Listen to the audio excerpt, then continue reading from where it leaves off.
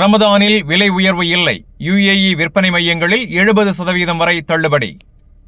ரமதான் மாதத்தை முன்னிட்டு ஐக்கிய அரபு அமீரகத்தில் மக்களுக்கு நிம்மதி அளிக்கும் முக்கிய அறிவிப்பு வெளியாகியுள்ளது.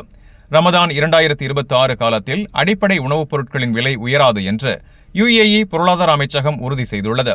9 முக்கிய அத்தியாவசிய உணவுப் பொருட்களின் விலை முழு ரமதான் மாதமும் மாற்றமின்றி இருக்கும் என தெரிவிக்கப்பட்டுள்ளது.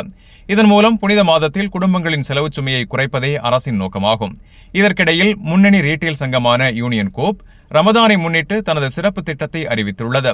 3000க்கும் மேற்பட்ட உணவு மற்றும் அத்தியாவசிய பொருட்களுக்கு 60% வரை தள்ளுபடி வழங்கப்படுவதாக அறிவிக்கப்பட்டுள்ளது.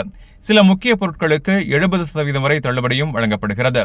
அரிசி, எண்ணெய், மாவு, சர்க்கரை, கோழி இறைச்சி, முட்டை, பேரிச்சம்பழம், பால், தயிர், காய்கறிகள் உள்ளிட்ட பல பொருட்கள் இதில் அடங்கும். மேலும் 160க்கும் மேற்பட்ட அத்தியாவசிய பொருட்களின் விலை நிலைநிறுத்தப்பட்டுள்ளது.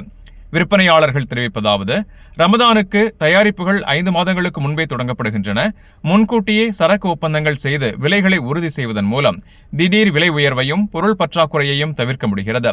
ரமதானுக்கு முன் 3 மாதங்களில் நீண்டகால சேமிப்பு பொருட்கள் அதிகமாக வாங்கப்படுகின்றன. நோன்பு தொடங்கும் வாரத்தில் பால், காய்கறி, பழம் போன்ற தினசரி பயன்பாட்டு பொருட்களின் தேவை அதிகரிக்கிறது.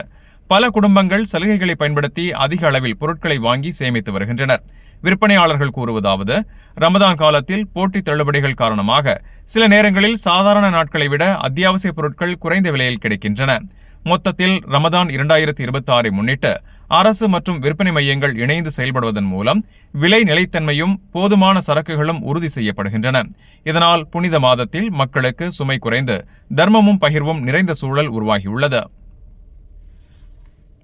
இந்த செய்தி உங்களுக்கு பயனுள்ளதா இருந்தா வீடியோவை லைக் பண்ணுங்க, உங்க கருத்தை கமெண்ட்ல பதிவு பண்ணுங்க. மேலும் வளைகுடா மற்றும் உலக செய்திகளை உடனுக்குடன் பெற Gulf 360 நியூஸின் தமிழ் சேனலை சப்ஸ்கிரைப் பண்ண மறந்துடாதீங்க.